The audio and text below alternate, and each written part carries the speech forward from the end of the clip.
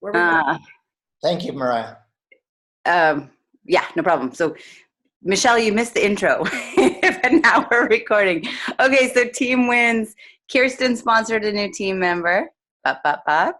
Denise sponsored a new team member. Bop, bop, bop. Kate promoted a new HLP and did 5 new customers. We promoted a new HLP, Michael and I did, and 33 new team customers. All right. 33 for me.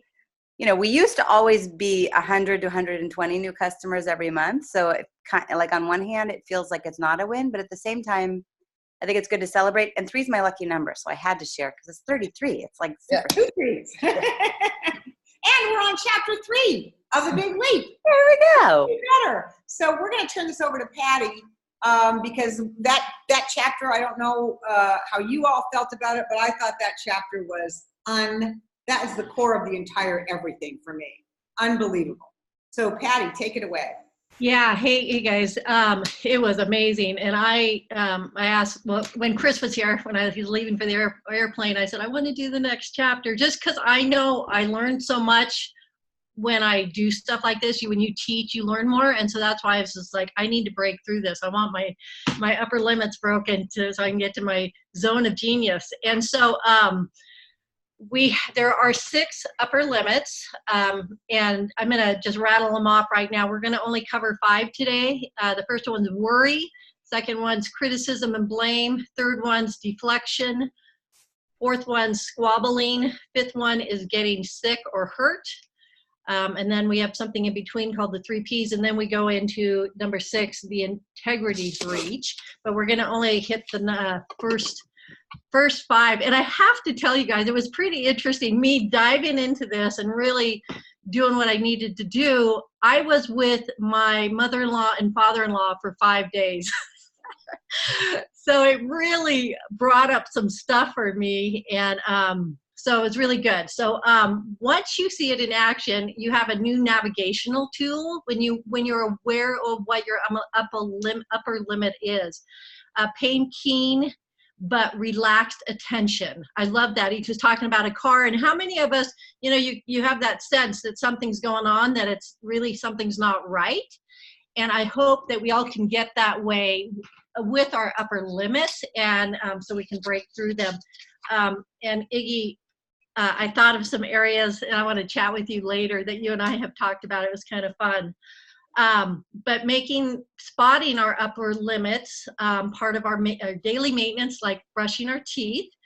Upper limiting is something that we do. I like the analogy, because we talk about energy so much, about crimping the flow of positive energy. And man, is that the truth? Our positive energy to get where we want and to be the best we can. So worry is the first one. Does anybody want to talk if they feel worry is one of their big upper limits? Nikki? Does anybody want to go first? Man, I could spend days on this one. You and me both, Nikki. I talk a lot here, but worry's my absolute. It's definitely, he talks about it addictive. I know that I'm addicted to it. It wasn't a plan. I didn't set out to be addicted to it. And I don't know the difference between, and I think there is, I don't know the distinction between addiction and habit. I don't know, Amber, I'm not sure, this is a call that's just for a group of people, and so I'm going to actually take you off of this call. If you're looking for the Monday mastery call, it's 10:30 PST. You guys are at 11:30. If this is Amber Murray. Yes, it is. Okay, thank you. All right, so long. Okay. All right, so the difference between a habit and an addiction, but I know that I am in the habit. When I get up in the morning and at first I feel really pretty good and I'm thinking just fine, even if I'm thinking about a ton of things, and all of a sudden it's like there's a gripping feeling in my solar plexus as if I have a final today and I'm late. And it pretty much happens every morning. Like it's like a start. And, I have to talk myself out of it, but I am definitely addicted, and it's not fun. Are the things that you worry about when you wake up and get that feeling something you can do something about or something that you can't? For the most part, I can do something about them. But if I don't have anything to worry, Patty, and I know something's going on in your life, I'm going to worry about you. Thank you. Just saying, that's how addicted I am to it. When I know somebody's having a problem around something, I'm worrying about them. Right, Denise. Good. Denise? Yeah. Oh my gosh. Worry is totally my Me thing. too. I worry about things in the future that could change like where I'm at. It holds me back from connecting with people deeply because I worry that something's going to happen to them, like particularly my husband. So then if I just aren't as close, then I don't have to worry about, I don't have to worry so much about what I'm worried about. It's ridiculous. I loved his visual of squeezing the tennis ball and letting it go. And I started practicing that since reading this book. Whenever I feel that worry, because I already hold my breath when I worry, I just have visualized squeezing the tennis ball and letting that thing that I'm worrying about just drop to the ground. And as soon as that thought comes back in my head, I squeeze that tennis ball again and I let it drop. And sometimes I have to do it like 15 times before it stays down. But what he said is just keep practicing that. And before you know it, it's going to be just one squeeze and let go, and you can move on to the next thing. So I want to ask you, when you worry about your husband, is he leaving for work, or he's home and you're not? His health, what's going to happen to him 10 years from now, So that he's not going to be here. What could you do? What could you do for that? Instead of worrying about those things, what could you replace it with, apparently? I practice feeling joy in the moment. Perfect. So I do the squeezing the tennis ball, I let it go, and he talks about the practice of allowing the good thought that's on its way to come up. And so I've been doing that, and it's been really transformational. Freaking love this book. Awesome. Kirsten, did you want to go since you said this was the majority for you? Oh yeah. I mean, I wake up that my first thoughts in the morning are worry. It's just like, that's how I kind of start my day. So what I've really recognized is if I get up and do a meditation that actually includes the tense and relaxing, it's a Sadhguru meditation, and do my affirmations immediately afterwards, I can just break that cycle. But if I don't do that, it sets up my whole day for kind of a more worrisome path through the day. So if I just nip it and go, and here's the other thing I do, is I do sticky notes the night before. If I'm worried about something, it's like my brain doesn't need to hang on to it. It's here in writing. It's on my big leap book in the morning, and I can just let it go. And so it's really, I feel so grateful for all the strategies that we've been learning to break the cycle. But yeah, I think I've been addicted and habituated for probably most of my life. So very profound. Carrie, did you want to go? Because I know you said this was, we're going to switch gears right Yeah. after. Yeah. I'll just worry is something that's probably, I had like two of them that really jumped out. Worry is one of them. And I typically worry about people or situations or something that I'm not doing or I should be doing. And for me, I'm becoming more aware of it and taking a breath and kind of going into prayer immediately just to let it go. Just to let it go, knowing that I'm not in control of anything, that I just got to be more relaxed in what I'm doing. So it's helping, but that whole analogy with the tennis ball, it's the same thing of just taking that moment and then just letting it go. So, and I am like Kirsten, I do write stuff down and I pray about it at night. Yeah, one thing I've gotten in the habit, and it's funny because not that I've mastered this, because I haven't, but I think I was sharing with Chris when I saw him a week ago, was when I go to bed, I think of the things I'm grateful for. I try to say at least 5, and it might be that I got out of bed, right? And in the morning, before I actually climb out of bed, I try to do the same thing. 5 things, I think about my day and I try to be grateful for it. And it really seems to shift that for me, getting locked in on the problems type of thing. But anyway, just throw that out there.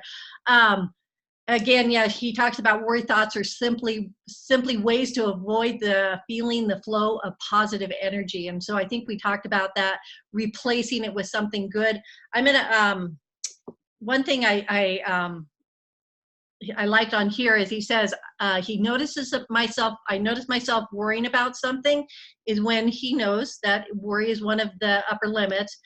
And then I let go of the worry thoughts, shifting my focus away from them. So just kind of what Denise did, focusing on a better health, better choices. And then the thing that I usually don't do, and I love this, is I get a body feeling. Anybody want to talk about when they let go of that worry feeling and they get something positive? Heidi? I just had this happen to me last night. Like I know I have a pretty high self-worth.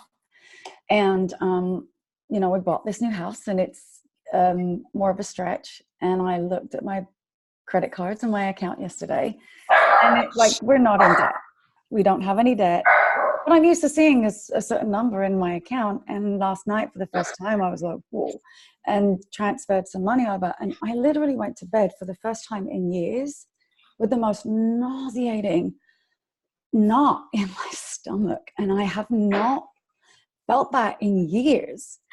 And so the easiest thing for me to do was just put myself in the future, changing that picture, changing that number, changing that picture in my account, and doing my affirmations.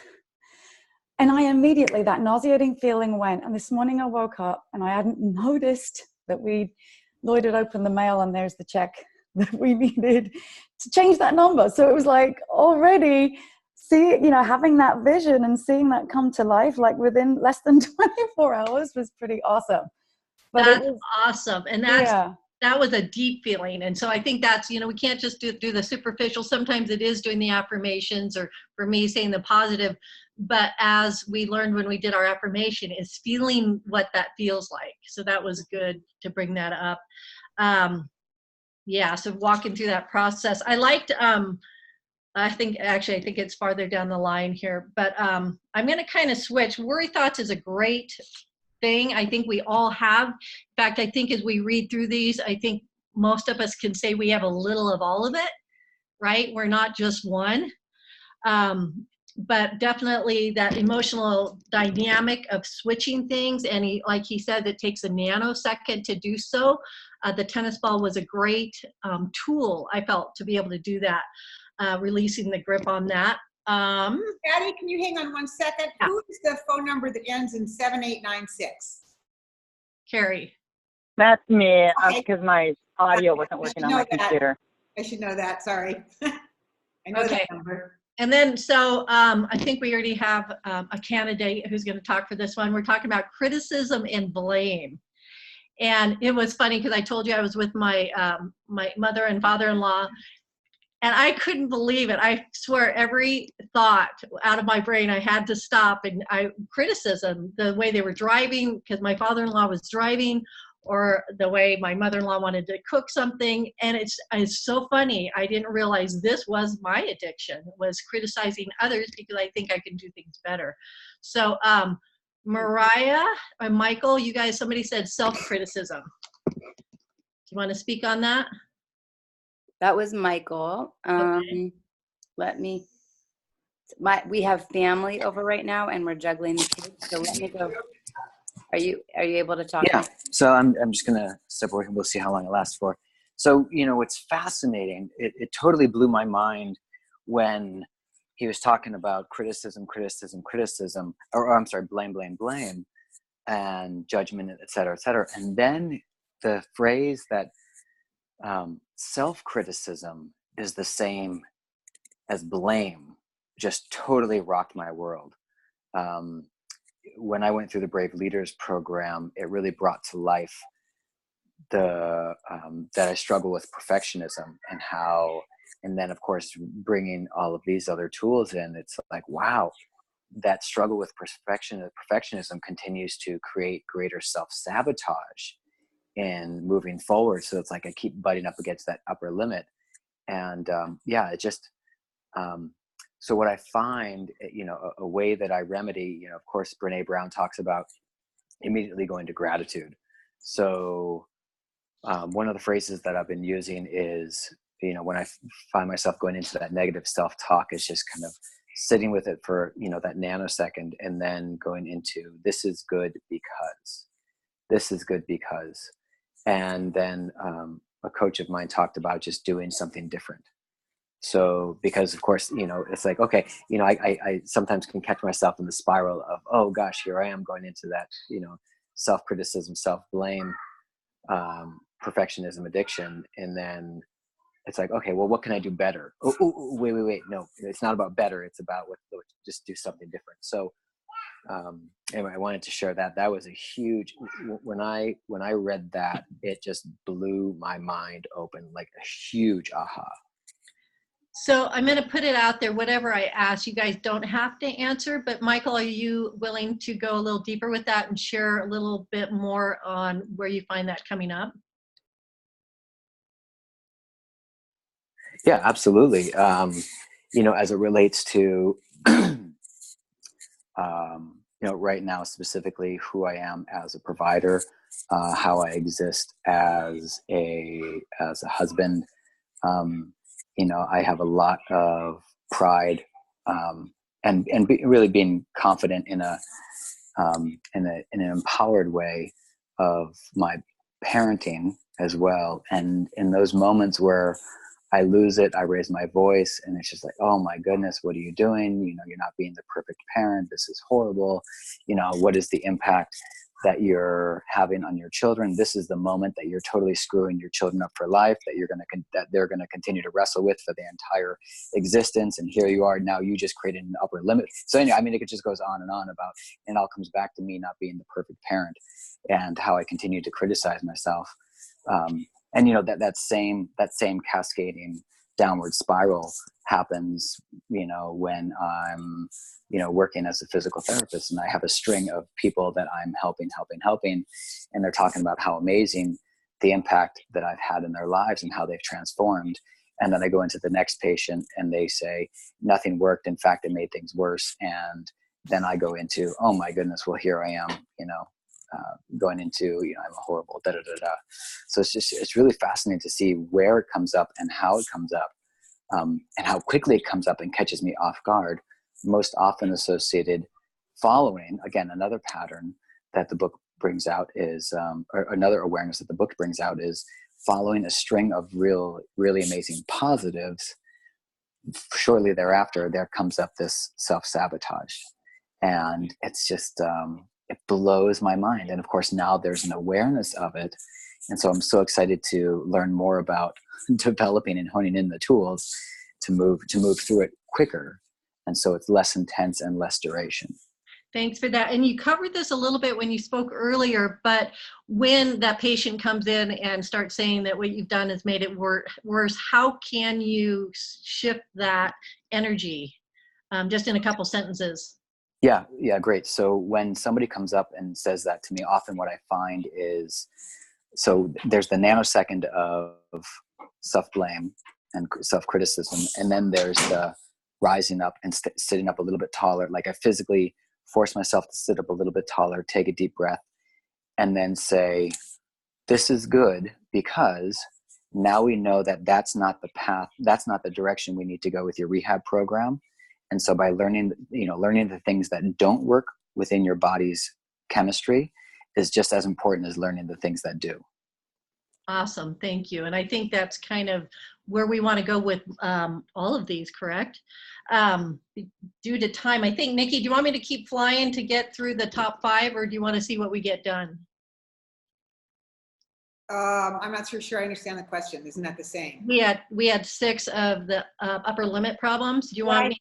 Patty, here's the way that you can facilitate us. The suggestion is you don't have to go through each one separately. You can list the 6 and say who would like to comment on one that we haven't talked about yet, and see what comes up for people, because we don't have to go in any order. Everybody has different upper limit. Oh, okay. Sounds good. Does anybody want to, so we've touched base on worry, criticism, and blame. Now we have deflecting, squabbling, getting sick or hurt, and integrity breached. Does anybody want to go next? Maybe somebody that hasn't spoken already? Yeah, I've definitely noticed the deflecting that I have a hard time when people give me, that either positive, like, wow, that was great. It's part of that self-criticism too, of thinking, well, I could have done a better job on that, or, that kind of not really absorbing and allowing the positive to come in. So I see that in a number of ways in my life. And gosh, there's another part of that, and I can't, it left my mind. Oh, sometimes with the deflecting, I do it more jokingly, like, and he used the same kind of example. I always say, well, even a blind pig can find a truffle now and again. And sometimes I do it just jokingly, like, oh yeah. But then I realized through this book that really is a deflection, and it's being self-critical, because I'm saying, like, oh yeah, it's not expected out of me, but wow, look, I actually pulled something out. So I thought, I'm definitely going to catch myself on that from now on, and not doing, even when I'm just jokingly, that self-deprecation of, make it sound like I shouldn't have come up with something good. I do have to say, I think you're getting better at it. Yeah. It is a work in progress, yes. And you are very helpful. Thank you. Heidi, do you want to go ahead? Yeah, I just want to share something that happened actually just yesterday, where I now recognize I immediately went to blame and criticism of somebody else, and that's the owner of the salon.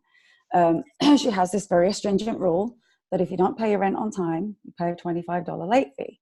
And I never have had to pay it because we're really good friends. And so she kind of lets it slide. And I know her energy has shifted in the salon recently.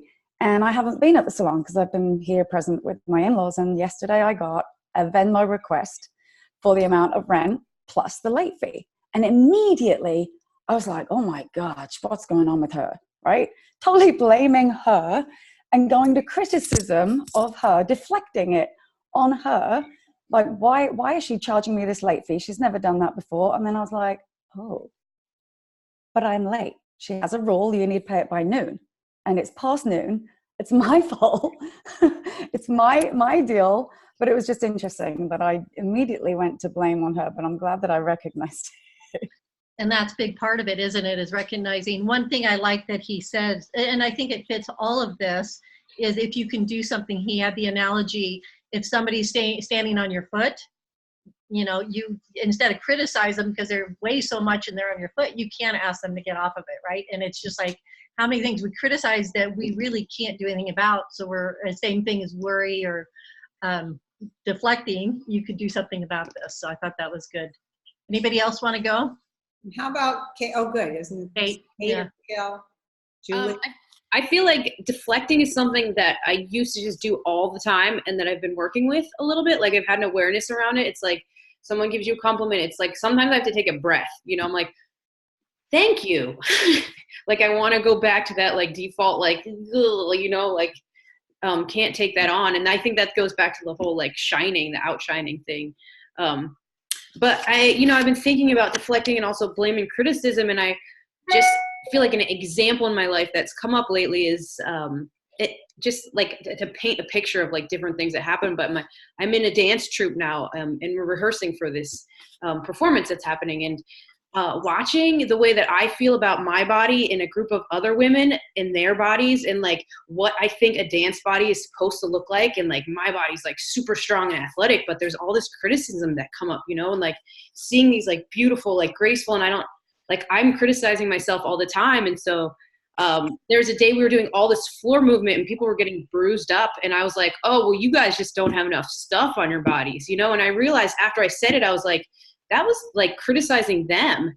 And really it was because of my own self-criticism, basically. And I was like, whoa. And I just started to look at these moments that I have in my head. I don't always say them out loud, but I was like, wow, I can get really intense sometimes with self-criticism, like really intense. And also like really intense with the little like ways that I want things around me to be certain ways, and other people do things differently. And so just like being aware of that has been really helpful for me. Like, I don't need to be so intense about all of that. Yes. Absolutely. And awareness is definitely key. And Leslie just said something. And one thing I loved, and Nikki said she didn't know if it's habits or if it was an addiction, but try to stop it all the way for one day. And it's just like, oh my goodness, fortunately I could keep it inside because I couldn't keep the thoughts from coming on my critical thoughts. It was awful. I was just like, this is just, I don't want to be this way, you know, and you wonder how much it's really stopping you. Does anybody have anything with squabbling? Because I don't think it's one of my upper limits, but he had some great points on this. So does anybody have problems with squabbling? I think I'm trying to think about squabbling. To me is like I'm thinking about when Chris and I are just having a really great time, like traveling and everything is really great. And I'm just trying to think is like all of a sudden it's like the map thing comes up, or getting to a place comes up, and Keys. Finding key. There's certain things though to pick at when you're having this incredible, and it doesn't come up very often when we are having a great time. It really doesn't, but I know it does. I know it surfaces like we're in just bliss, having a really fun time, and we can do that well, and we can do it for long periods of time.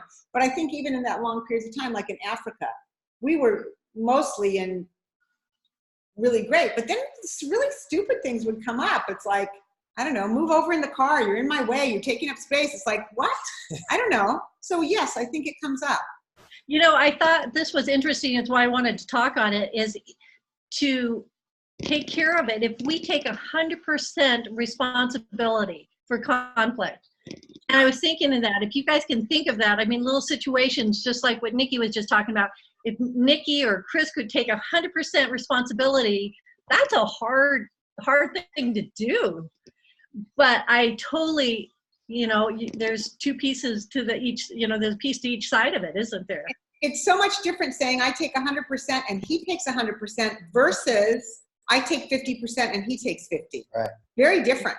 Taking Right. 100% of it is like big stuff. And so if you're not sure what that is or can't remember, go back and read the book on that, taking 100%, because I really argued about that one. Yeah. 100%. It's partly your fault. Sorry. It's like that, you know. Yeah, no, I think that's one of the most powerful lessons in the whole book. And it's about, you know, claiming victimhood, right? This is, you know, this is your fault, because if you hadn't have done this, but see, if you know, you all get it, but I just think it's more powerful than it first appears. So solves arguments, solves responsibility. I mean, it's just powerful lesson. It's like putting water on the flame. And I know we could all probably speak on this. I'm going to keep moving because we don't have a ton of time. Did we just lose Julie? We did. Oh, no, she's there. Julie, do you want to speak on any of them? You're muted. There you go. Here we go. Yep. Yeah. You know, as Kate mentioned the deflection, I can definitely see that I do that. And I learned that from my mama, that she didn't like compliments. So she would just like, yeah, here, let me give you everything I have, but don't give anything back, and don't tell me I'm doing a great job, because I can't, because I don't think so. I don't think I can do it good enough to be worthy of the praise. So deflection's a big part, and then integrity breach is my big deal. Before we get to integrity breach, where do you feel on the deflection? How do you feel you could switch that around? Oh, I'm aware of it now for sure. But like Kate said, it's just hearing the compliment, take a breath, and just thank you. Just simply saying thank you and not criticizing or being, oh yeah, but yeah, but. So for sure not saying yeah, but, oh, please, you're way better. So just accepting it and taking it on. I might recommend internalize it. I might say internalize it to what that makes you feel if that statement was really true instead of deflecting it.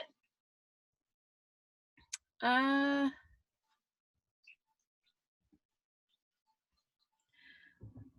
not sure. Maybe I have to really be that. But you are that if you're getting the compliment. You are that for the person that says, gosh, when you did so-and-so, it made me feel so good. You're such a generous person. And you're thinking, I'm not that generous. It was easy for me to do it, blah, blah, blah. But in their mind, in their hearts, in that situation, the truth was you were generous. So why not let that live inside you is what Patty's saying. Thank you, Nikki. Yeah. I'm curious what the integrity breach for you might be, Julie.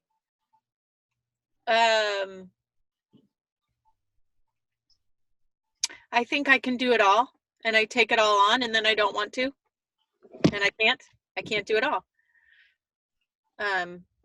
But I think, oh, if I take more on, that's going to hold me more accountable, and I'm going to have to do it. And so I should do this. And then I do very little in a lot of areas, and nothing's getting done. I'm not doing it as well as I think it should be done. And that's on me, but I'm not able to get it done the way I want to get it done. And it's showing up that way. I'm not getting the results I want to get. I have a little bit of a question too, Julie. This might be helpful. How do you feel your relationship with discomfort is?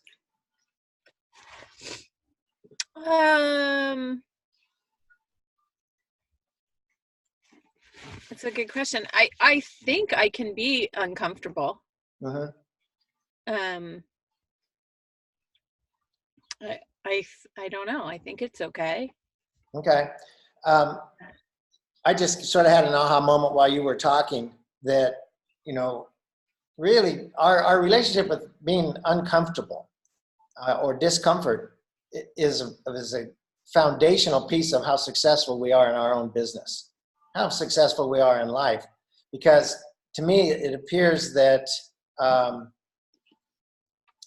think every time I'm going into a conversation, there's going to be a little bit of discomfort first or near the beginning,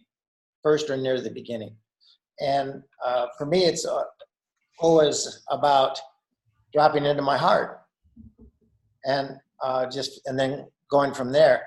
But there's a lot of times I can't drop into my heart, and that gets me frustrated. I can't get out of my mind. So anyway, I just want to say that, my 2 cents. Yeah, about to wrap it up. Okay, awesome. Can I really quickly, Michelle, are you feeling up enough to, I'm going to give you one, is the integrity breach. Are you open to speaking on that? I'm going to pass at this time. Okay. And I just want to do this just because, and I'm going to speak because I know Iggy and I have talked about this before, is when I say I am going to talk to 20 new people this week, it totally sabotages me. I totally go into the jungle and it just, but when I just do the activity, just do something every day, whether it's my Teamsy, I'm fine. But if I set a number that's really kind of, for me, almost impossible where I live, it totally shuts me down.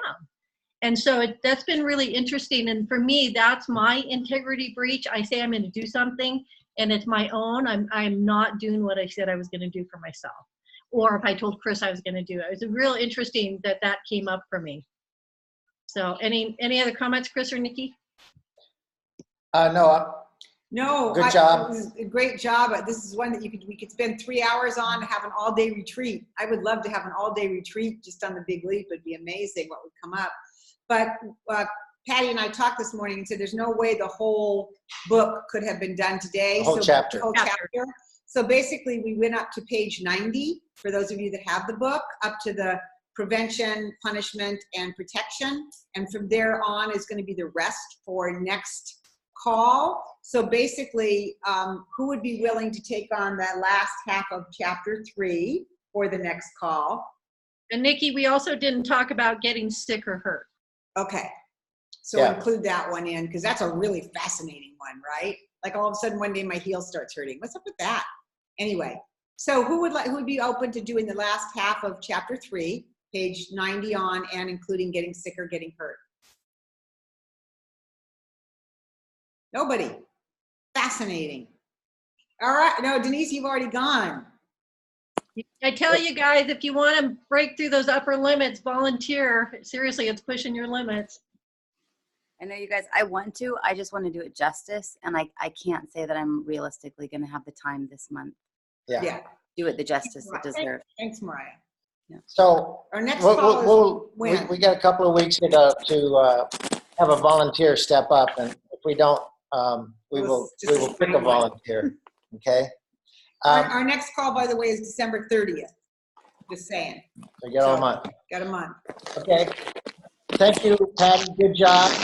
Great job. I want to wrap up a couple of logistical things. I can do it in in a minute. First of all, Carrie, I can't remember whether you put that on StageWalkers or somewhere else, but how you finish, how you finish the year is how you're going to start 2020. That was really incredible.